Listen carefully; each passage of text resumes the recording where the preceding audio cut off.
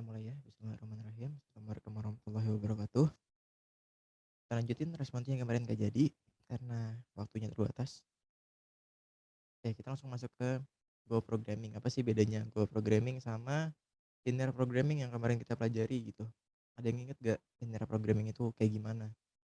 Eh, apa ya? Kayak ciri-ciri khasnya gitu loh dari linear programming. Jadi linear programming itu biasanya tujuannya tuh satu, yaitu maksimasi atau minimasi, dan fungsi tujuannya tunggal nih. Teman-teman bisa lihat di sini udah di highlight.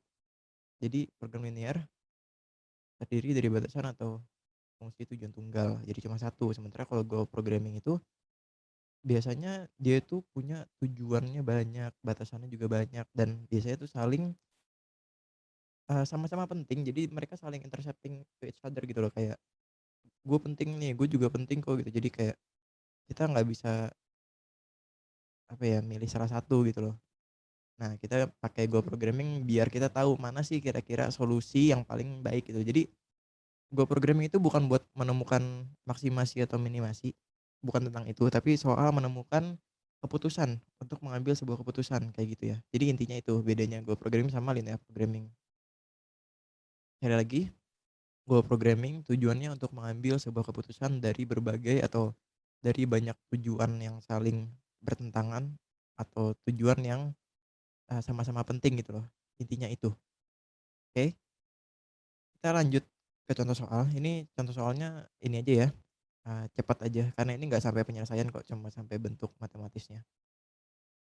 Oke, jadi di sini ada contoh soal. Sabang adalah sebuah kota kecil di bagian barat Indonesia dengan populasi sekitar 20.000 penduduk.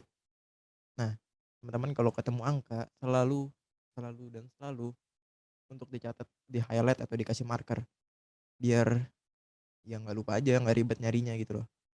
Karena angka yang ada di sini tuh jarang banget nggak berarti apa-apa gitu. Biasanya angka yang ada di sini ya pasti kepake, entah sebagai tujuan atau sebagai constraint kayak gitu. Kemudian basis perpajakan tahunan untuk properti real estate itu 550 juta. Kita marker lagi, kita kasih highlight. Terus basis perpajakan tahunan untuk makanan dan obat-obatan dan penjualan umum masing-masing 35 juta dan 55 juta. Berarti pajak dari makanan dan obat-obatan itu 35 juta, pajak dari penjualan umum 55 juta. Dan terakhir ada konsumsi bensin lokal tahunan diperkirakan 7,5 juta galon. Terus Dewan Kota Sabang ingin mengembangkan tarif pajak berdasarkan 4 tujuan utama. Nah, teman-teman masih tahu di sini kalau udah ada sebutan kayak berapa tujuan utama, itu udah fix banget. Apalagi kalau udah ada poin-poin kayak gini nih, teman-teman udah pasti apa ya, udah fix banget lah itu Go programming gitu loh.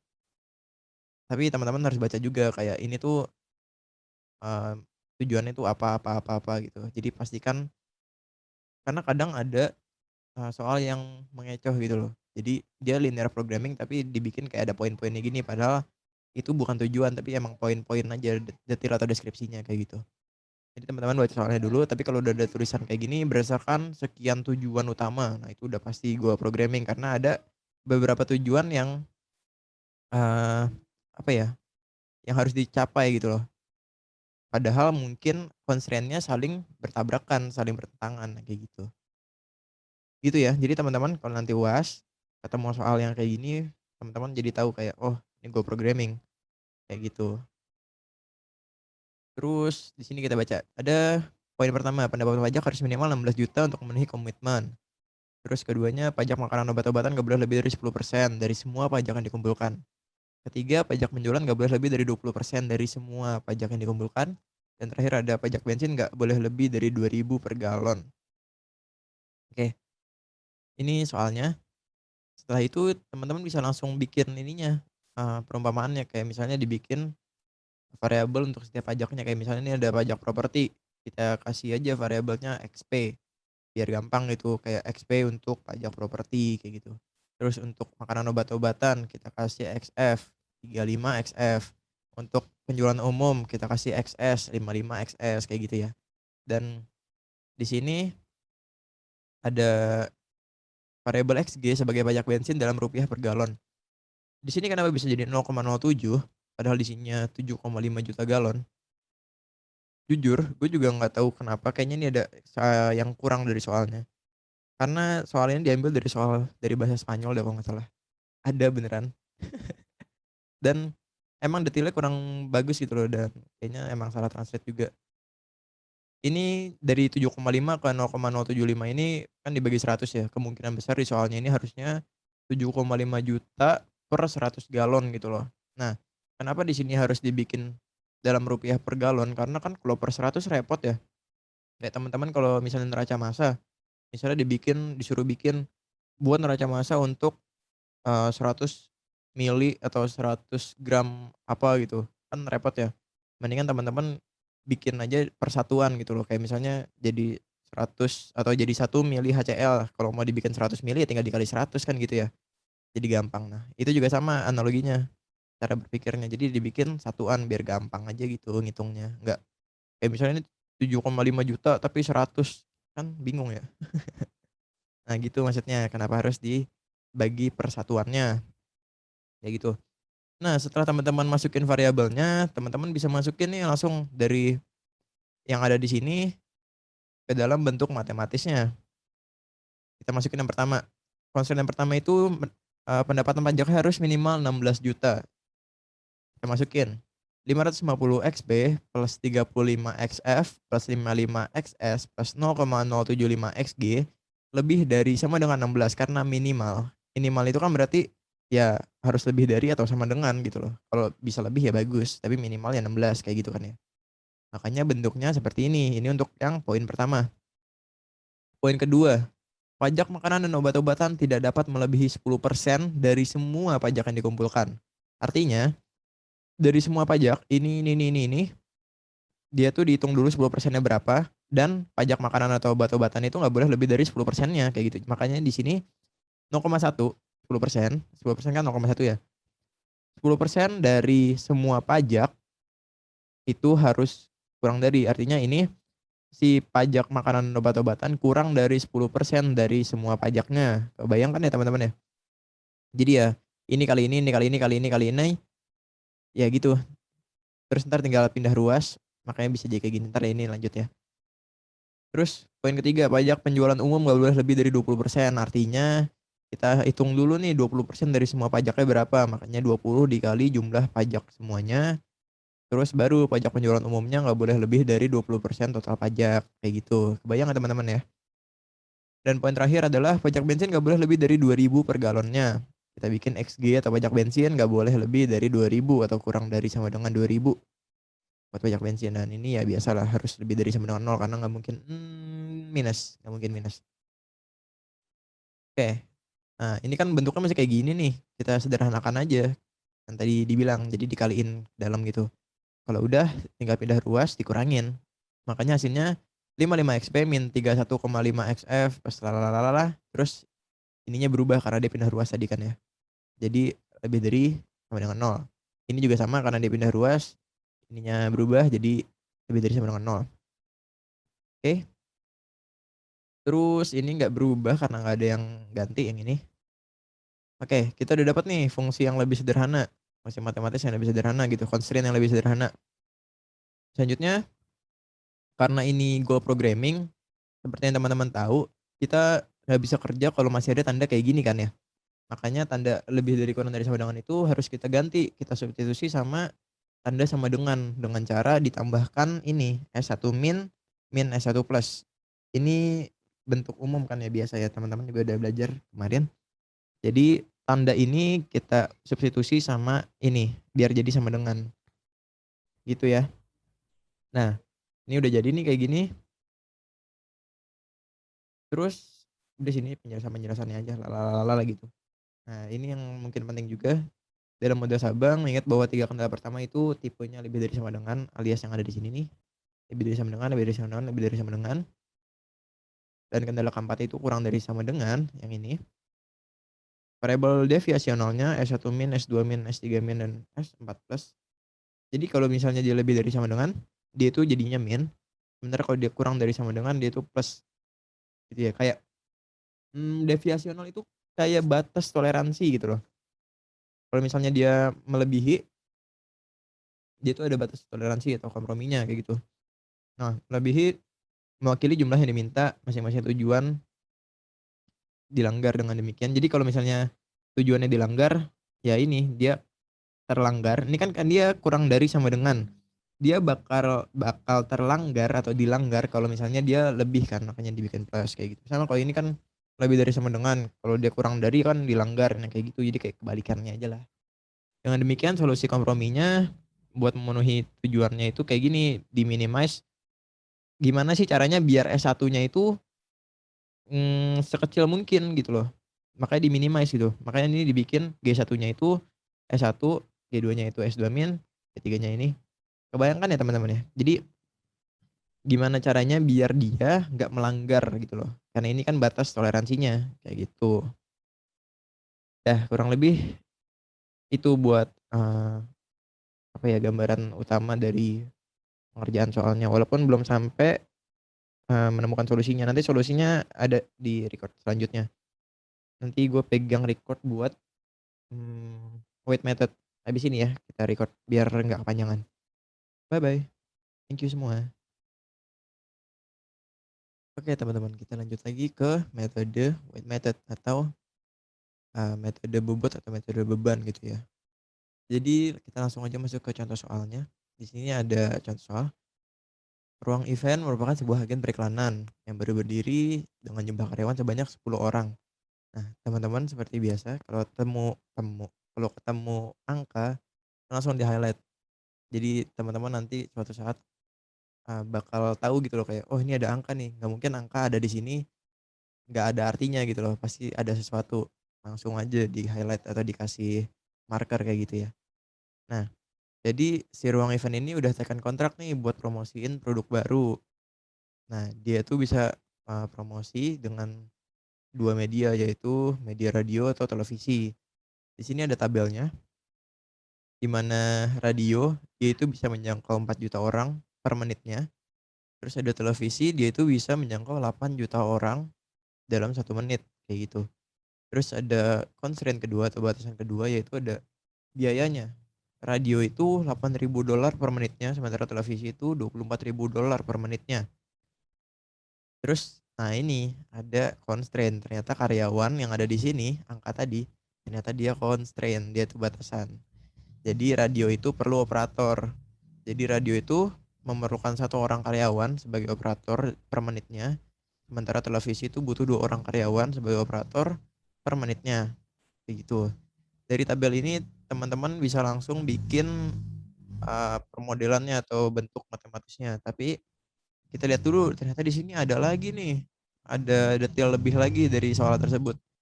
Jadi kontraknya tadi melarang ruang event menggunakan lebih dari 6 menit iklan radio. Kalau ada kata-kata melarang atau kurang dari lebih dari itu udah pasti constraint. Jadi kontraknya itu bikin ruang event nggak boleh menggunakan lebih dari 6 menit iklan radio, artinya harus kurang dari sama dengan 6 menit, nggak boleh lebih, kayak gitu ya. Terus selain itu iklan radio dan televisi harus menjangkau setidaknya 45 juta orang. Ini tuh constraint atau tujuan juga. Constraint itu sebenarnya batasan sih, tapi ini bisa disebut tujuan. Kayak ya mereka tuh harus menjangkau 45 juta orang gitu loh. Terus ruang event memiliki sasaran anggaran tuh $100.000. Ini tuh constraint lagi, batasan lagi. Yaitu modal mereka tuh cuma punya $100.000 gitu loh. Jadi gak boleh lebih dari 100.000 karena uang kan, uang nggak ada yang mau nambahin gitu loh, ya harus di bawah atau sama dengan itu, kayak gitu. Sementara kalau ini setidaknya 45 juta orang artinya harus lebih dari sama dengan, nggak boleh di bawahnya, kan gitu ya. Karena setidaknya 45 juta orang, kayak gitu. Jadi kalau bisa lebih ya bagus, gitu. Terus jika X1 X2-nya merupakan menit yang dialokasikan, maka formulasi GP atau goal programming-nya itu kayak gini, G1 kita jadiin S1 min, itu tujuan jangkauan penyiaran, terus ada minimize G2 itu S2 plus yaitu tujuan anggarannya, kayak gitu. Nah, baru nih kita udah baca semua soalnya kan, nah kita bisa tuh masukin si tabel tadi ke dalam bentuk matematisnya. Kita masukin di sini ke dalam constraint-nya. Di sini ada jangkauan dari si radio sama televisi. Kita anggap radio itu X1, televisi itu X2 gitu ya. Jadi 4X1 plus 8X2 di sini.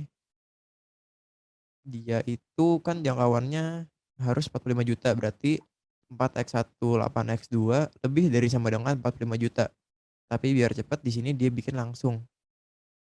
Jadi bentuk asli dari ini adalah 4x1 plus 8x2 lebih dari sama dengan 45, tapi karena ini Go programming, dia itu diubah bentuk lebih dari atau kurang dari sama dengannya dibikin jadi bentuk sama dengan cara menambahkan S1 min S1 plus.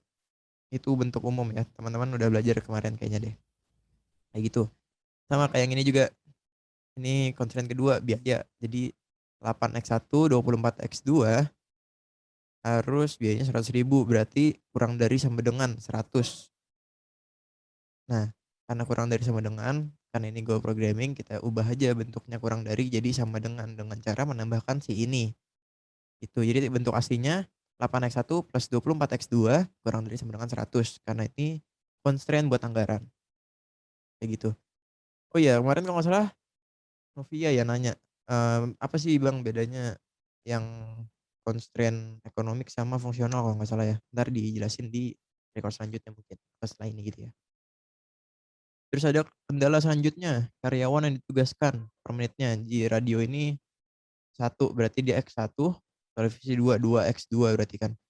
X1 plus 2X2 kurang dari sama dengan 10.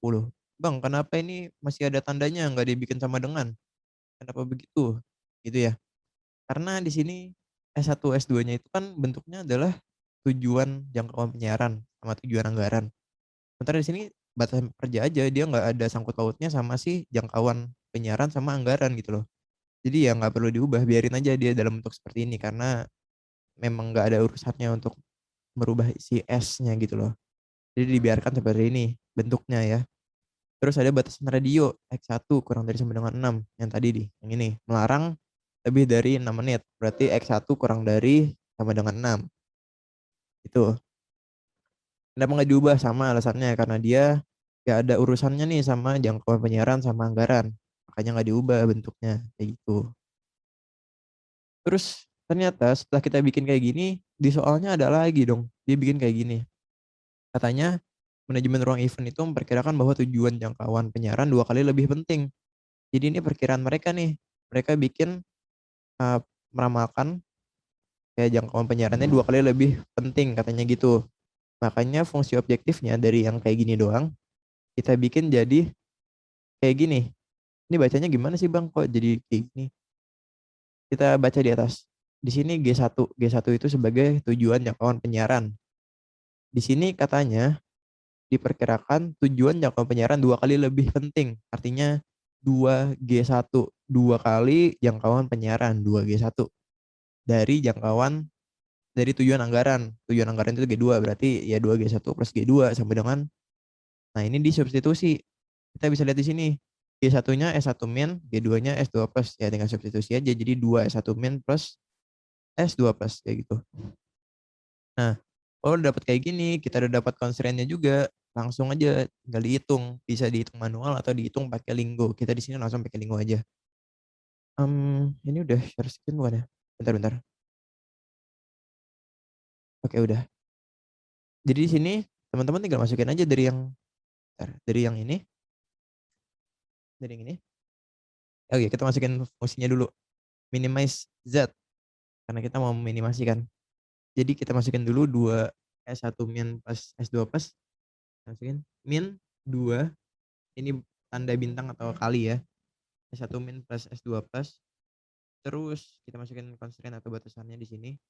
4x1 plus 8x2 S1 lalalala. Masukin di sini. Terus ini kita masukin juga, ini masukin. Jadinya kayak gini. Kalau udah seperti biasa tinggal solve aja, Bos. Nah, ini kita dapat hasilnya. Bang, ini cara baca gimana sih kok angka-angka gini doang? Bacanya gampang. Teman-teman tinggal lihat di sini. Di sini ada S1 minnya. Di sini ada S2 plusnya. Di sini ada X1-nya, di sini ada X2, terusnya kayak gitu, ada S1 plus, ada S2 min. Yang penting di bagian mana sih, Bang? Yang penting di bagian sini dulu nih, teman-teman lihat. X1 itu apa, X2 itu apa? X1 itu kan tadi radio, X2-nya televisi. Berarti di sini kita pakai radionya itu 6, artinya ini dikali 6, ini dikali 6, ini dikali 6. Terus X2-nya dia 2, berarti televisinya lampunya 2, ini kali 2 gitu ya. Nah, Bang, kenapa ini dipilih? Karena ini adalah solusi yang paling, memuaskan gitu loh, bukan solusi yang optimal, tapi solusi yang paling memuaskan. Apa sih arti memuaskan, nanti dijelasin di akhir nih ya. Jadi, kalau misalnya teman-teman kali, ini 6, kita kan ada 2 target ya. Target pertama itu adalah ini, menjangkau 45 juta orang exposure-nya. Terus target keduanya itu yang nggak boleh lebih dari 100.000. Targetnya 2 itu tuh. Nah, dia bisa menjawab 6x1, 2x2 ini, artinya ada salah satu yang terpenuhi atau salah satu yang nggak terpenuhi. Tahu dari mana, Bang? Karena di sini teman-teman bisa lihat, di sini S1 min-nya 5, di sini S2 plus-nya 0. Kenapa S2 plus-nya 0? Berarti di sini nggak ada kekurangan atau nggak ada lebihnya gitu loh. Sementara di S1 min itu apa sih? Nih S1 min, tujuan jangkauan penyiaran 5, artinya kurang 5. Kalau teman-teman nggak percaya, teman-teman hitung aja, 6 dikali 4, 24, 2 kali 8, 16, 24, 16, 40. Berarti kan kurang 5, bener kan ya? Berarti ini tidak dipenuhi, tidak terpenuhi gitu loh. Sementara S2 plusnya 0, berarti dia antara tepat 100.000 atau dia itu kurang dari 100.000. Teman-teman bisa lihat di sini ada reduce cost 1, berarti dia kurang dari 100.000, kayak gitu. Nah, ini adalah solusi yang paling memuaskan buat si, apa tadi namanya, ruang event kayak gitu. Teman-teman bisa baca di sini, solusi optimumnya adalah Z sama dengan 10, ini solusi optimum ya kalau di teman-teman hitung secara manual. Z-nya 10, X1-nya 5, X2-nya 2,5 menit, S1-nya 5, S1 min-nya 0, lalala. Nah, di sini teman-teman harus pahami dulu, fakta bahwa nilai optimum atau nilai optimal Z bukan 0, 10, artinya ada salah satu dari tujuan tidak terpenuhi.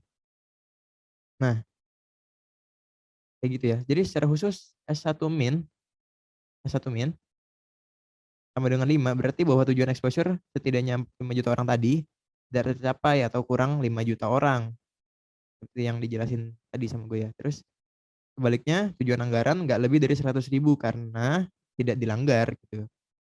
Makanya S2 plusnya itu sama dengan 0.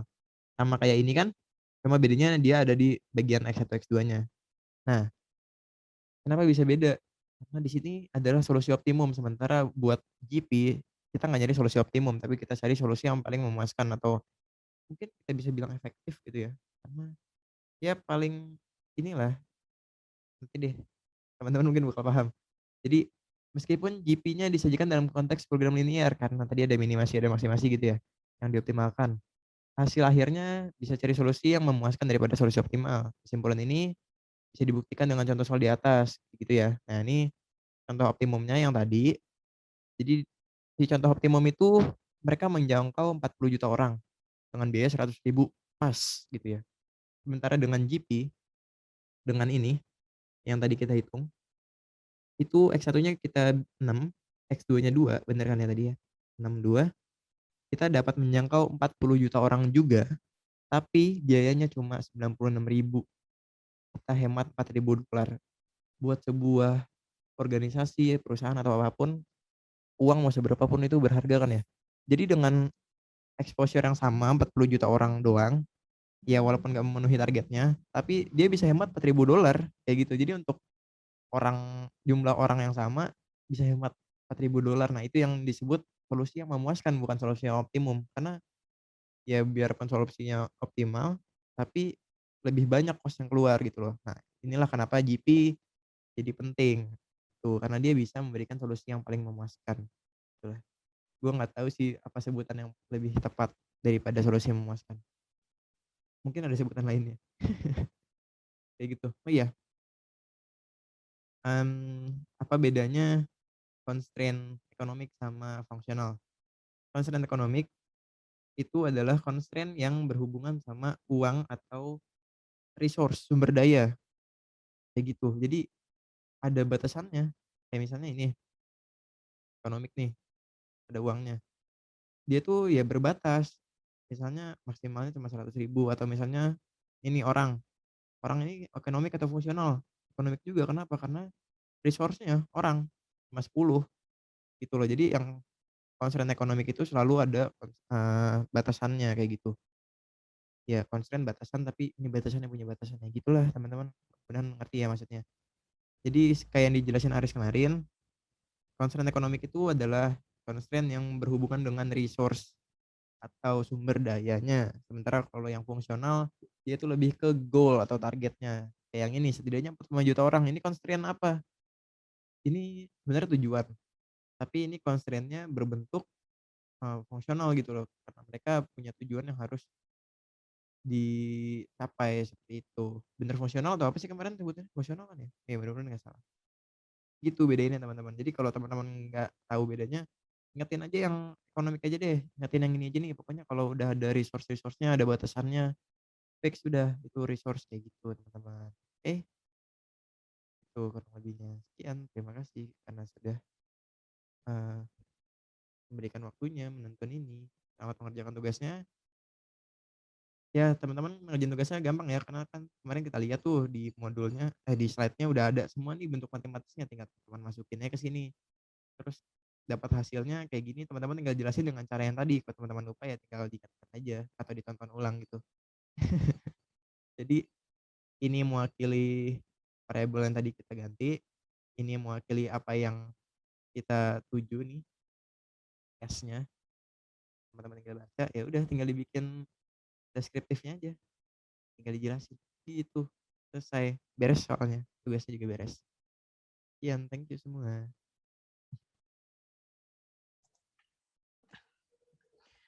Oke teman-teman, sesuai janji kita ya, jadi kita bakal nge-record metode penyelesaian untuk kasus goal programming. Mungkin sebenarnya teman-teman udah nonton juga videonya dari Hafiz ya, tentang penyelesaian menggunakan wake method. Nah, setelah ini teman-teman akan belajar tentang penyelesaian kasus goal programming menggunakan metode preemptive ya. Jadi gampangnya teman-teman metode preemptive itu adalah metode untuk menyelesaikan kasus goal programming menggunakan urutan prioritas ya. Kalau sebelumnya wake method itu menggunakan bobot ya, jadi ada pembobotan di setiap goals-nya ya, misalkan 2 kali lebih penting ya, 3 kali lebih penting dari goals yang lain dan sebagainya. Nah, di preemptive kita tidak melakukan pembobotan, tapi kita menyusun urutan prioritas ya. Biasanya kita lambangkan dengan G1 sampai dengan G ke N. Ya, jadi kalau teman-teman misalkan punya goals ada 5 misalkan, nah itu G1 itu artinya adalah prioritas yang tertinggi. Ya. G2 ya berarti prioritas yang tidak lebih tinggi dari G1 sampai dengan G ke N ya, jadi G yang paling gede ya, misalkan G5 atau G10, nah itu adalah prioritas yang terkecil. Nah, jadi nanti cara penyelesaiannya adalah kita akan menyelesaikan ya satu-satu dulu. Nah, jadi kita optimalkan dulu G1, kemudian lanjutkan dengan optimalkan G2 dan seterusnya sampai dengan G ke N. Nah, dalam kasus ini kita bakal coba soal yang sebelumnya teman-teman sudah selesaikan di dalam wake method ya. Jadi di situ ada 2 goals kan, kita udah tahu ada 2 goals. Nah, berarti kita akan menyelesaikan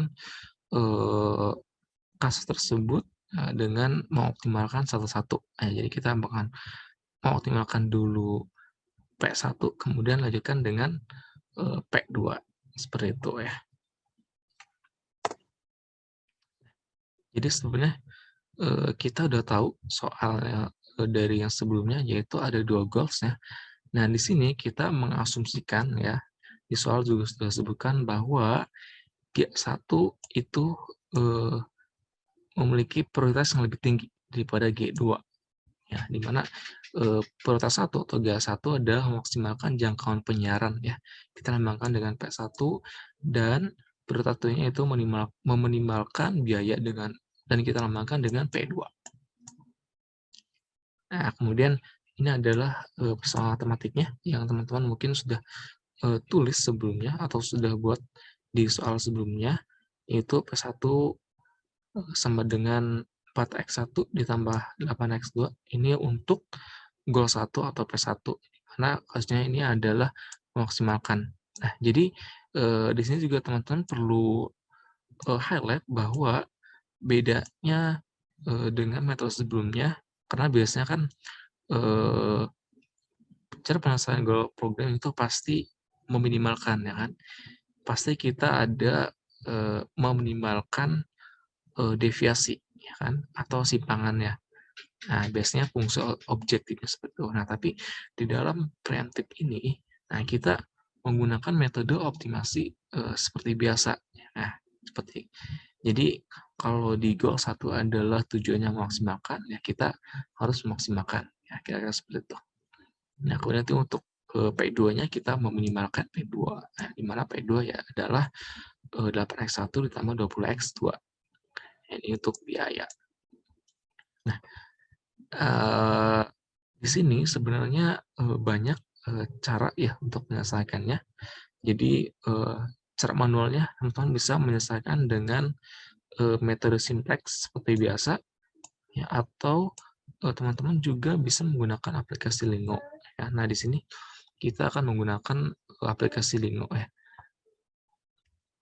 Oke ya, jadi ini adalah, mmm, metode penyelesaian, yang saya pakai dengan menggunakan Lingo ya.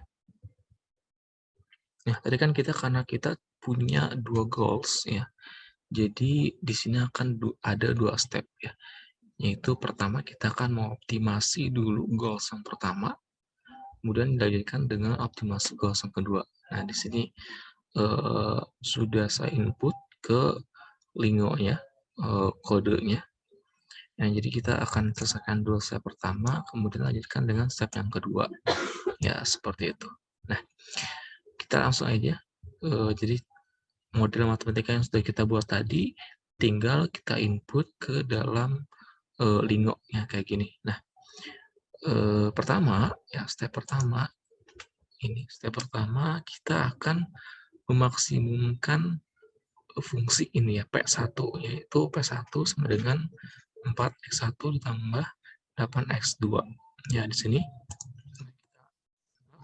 ya, seperti biasa,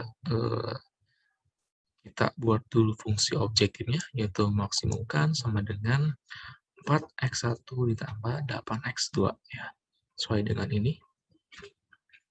Kemudian, dilanjut dengan, constraint-nya, ya, di mana ini constraint-nya yaitu x1 ditambah 2x2 kurang dari sama dengan 10, ya, sama ya. Lanjut dengan x1 kurang dari sama dengan 6, kemudian x1 lebih besar atau sama dengan 0, dan x2 lebih besar atau sama dengan 0.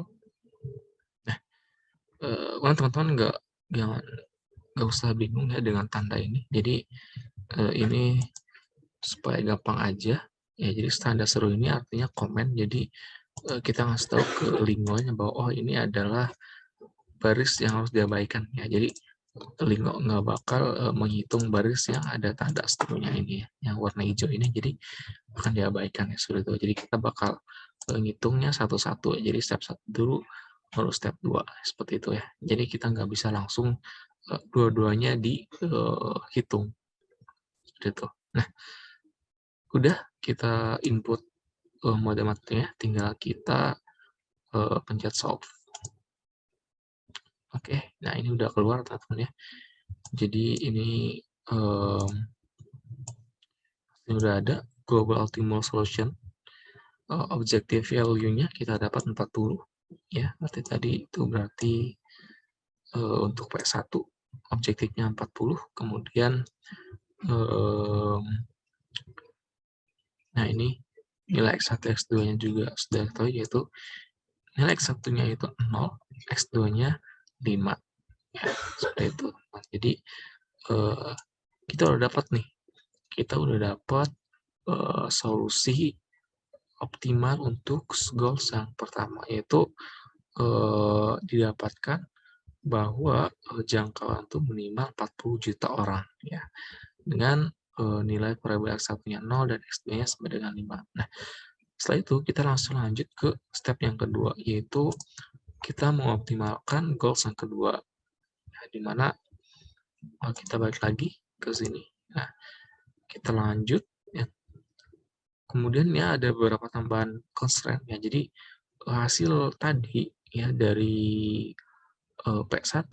Nah, di sini akan ada constraint tambahan ya supaya ini ya eh, tambahan kendala 4x1 ditambah 8x2 lebih besar atau sama dengan 40 ya. Supaya sasaran nggak selalu tadi tidak terdegradasi ya, atau artinya tidak berubah gitu ya. Jadi tetap goals-nya itu tetap segitu gitu, tidak berubah ya, tetap tercapai. Nah, jadi kita tambahkan constraint dari perhitungan sebelumnya, yaitu 4x1 ditambah 8x2 lebih besar atau sama dengan 40. Kalau sudah jadi ya model matematikanya, seperti biasa kita input ke dalam Lingo, ya jangan lupa kode yang di atas sebelumnya kita tambahkan hal seru supaya diabaikan ya, supaya tidak ikut kehitung. Nah, ini kita hilangkan lagi. Ya, jadi ini sudah saya input ke dalam Lingo. Ini sama persis dengan yang ini ya. Jadi step yang kedua yaitu kita meminimumkan ya, meminimumkan 8x1 ditambah 24x2 ya. Jadi ini untuk goals yang kedua, di mana constraint-nya yaitu x1 plus 2x2 kurang dari sama dengan 10 ya, ini kemudian x1 kurang dari sama dengan 6, dan konsep tambahan yang dari sebelumnya yaitu 4x1 ditambah 8x2 lebih besar sama dengan 40, dan x1 x2 harus lebih besar atau sama dengan 0 ya, seperti itu. Kalau sudah, seperti biasa kita pencet stop. Oke, sudah muncul. Nah, sini teman-teman udah muncul ya. Jadi objective value-nya kita dapat 96 ya. 96.000 ya, 96.000 dolar ya. Ya, kemudian juga kita dapat nilai X1 X2-nya, yaitu X1-nya 6 dan X2-nya 2 ya. Jadi ini adalah solusi yang paling memuaskan ya berdasarkan metode preemptive ya. Jadi solusinya adalah P2-nya yaitu 62, nah sorry, 96.000 dolar ya, ini ribu ya. Kemudian nilai X1-nya itu 6 menit dan X2-nya 2 menit ya. Dengan jangkauannya yaitu 40 juta orang ya. Tetapi dengan biaya yang lebih kecil daripada yang ada dalam sebelumnya, yaitu 100.000 ya. Jadi dalam hal ini tujuan satu persatu tercapai, yaitu minimal 40 juta orang jangkauannya, dan biayanya tidak lebih dari 100.000 dolar ya. Jadi bisa dibilang solusi ini adalah solusi yang paling memuaskan berdasarkan metode preemptive ya, seperti itu. Jadi sampai di sini kita udah selesai. Kita udah selesai menghitung cost programming menggunakan metode preemptive. Nah, kemudian ini sekedar info saja ya. Jadi setelah teman-teman tahu, jadi bagaimana penyelesaian dengan metode simplexnya gitu ya. Kalau tadi kan kita pakai software, nah ini kita bakal coba manualnya seperti apa. Jadi yang seperti yang tadi saya jelaskan bahwa sebenarnya sama aja. Jadi kita kalau nggak pakai Lingo, berarti kita pakai metode simplex ya. Nah, bedanya ada di metode preemptive ini, ya dia agak khusus ya. Istilahnya disebut dengan metode column dropping rule ya. Jadi nanti teman-teman tahu kenapa namanya column dropping rule ya. Jadi tabelnya sama seperti metode simplex biasa ya. Cuma bedanya di sini adalah di sini P1, P2 ini adalah mungkin teman-teman panggilnya Z ya. Jadi Z ini anggap aja nih Z ya. Karena ini kan bagian right hand side-nya 0, ini 0, jadi ini Z, ini Z. Nah, jadi yang biasanya cuma ada satu Z-nya gitu ya. Nah, ini ada dua, digantikan dengan goals-nya, jadi P1, P2. Nah, di sini variable non-basic-nya S1, S2 ya. Ini kayak biasa, ini variable basic-nya S1, S2, S1, S2 ya ditulis seperti metode seperti biasa. Ini saya nggak bakal terangin secara detail ya, karena saya anggap teman-teman udah paham ya metode simplex dari kuliah sebelumnya. Jadi ini intinya adalah metode simplex ya teman-teman, biasa cari kolom kuncinya yang mana, kemudian cari baris kunci, kemudian nanti kita hilangkan variabel non basicnya, diganti dengan basic, nanti ketemu X1, X2, S2, S1, S2-nya berapa, seperti itu. Di sini kita udah dapat dari 2 iterasi diperoleh bahwa nilai P1-nya, nah ini sama jadi ya. Jadi P1-nya udah ketemu tuh, yaitu 40. Nah ini kan artinya goals pertama sudah tercapai. Kemudian X2-nya juga udah ketemu, ya ini 5, S2-nya 6. Ya jadi dari sini sudah jadi sama ya dengan metode sebelumnya, kita pakai Lingo, bedanya ini manual gitu ya. Jadi ini step satunya sama, jadi kita cari solusi optimum untuk P1 dulu ya. Jadi untuk goals yang pertama dulu ya udah diperoleh, nilai optimumnya 40 dan nilai X1 X2-nya juga udah ketemu. Nah, setelah itu langsung kita lanjut ke step yang kedua, yaitu kita meminimasi biaya ya. Nah, bedanya dengan yang simplex biasa, nah ini tadi ya, makanya kenapa namanya kolom dropping rule. Nah, jadi setelah tadi tercapai yang ini LP1, nah di LP2, nah itu kita hilangkan ya. Hilangkan baris dan kolom yang tadi ya, yang ini nih, yang ini ya. Jadi P1 dan di baris dan kolom S1 ini kita hilangkan. Nah, jadi ini hilang. Kenapa? Karena ini udah tercapai. Jadi supaya tidak merusak hasil sebelumnya, ini kita hilangkan. Ya, kira-kira kayak gitu. Kemudian setelah itu kayak biasa ya, simplex biasa lagi kita cari ini ada kolom kuncinya mana, baris kuncinya mana, terus kita buat satu baris kuncinya, terus kita nolkan kolom kuncinya, nanti ketemu deh. Ya ini jadi dalam 2 iterasi diperoleh bahwa nah ini ketemu kan, jadi sama hasilnya P1 itu 40, P2-nya 96. Ya dengan nilai X1, X2, ya X1-nya 6, X2-nya 2. Ya, jadi persis ya solusinya atau hasilnya itu dengan perhitungan menggunakan Lingo. Ya, jadi kurang lebih seperti itu ya untuk metode preemptif ya. Saya review lagi sedikit ya, bahwa metode preemptif itu metode yang digunakan berdasarkan urutan prioritas ya. Jadi pengerjaannya itu berurutan ya, berdasarkan prioritas yang ditentukan berdasarkan kasus ya. Nah, di mana biasanya prioritas yang paling tinggi itu dinamakan dengan G1 ya, dan prioritas yang paling rendah itu G yang dengan nilai paling tinggi ya, G ke N gitu ya. Nah, jadi nanti cara pengerjaannya stepnya itu bergantung jumlah goalsnya berapa. Kalau ada 2 berarti kita selesaikan menggunakan 2 step ya. Jadi optimalkan dulu G1 kemudian lanjutkan G2. Kalau goalsnya ada 5 ya sama. Jadi kita akan selesaikan menggunakan 5 step. Ya, berarti kita akan mengoptimumkan 5 goals itu.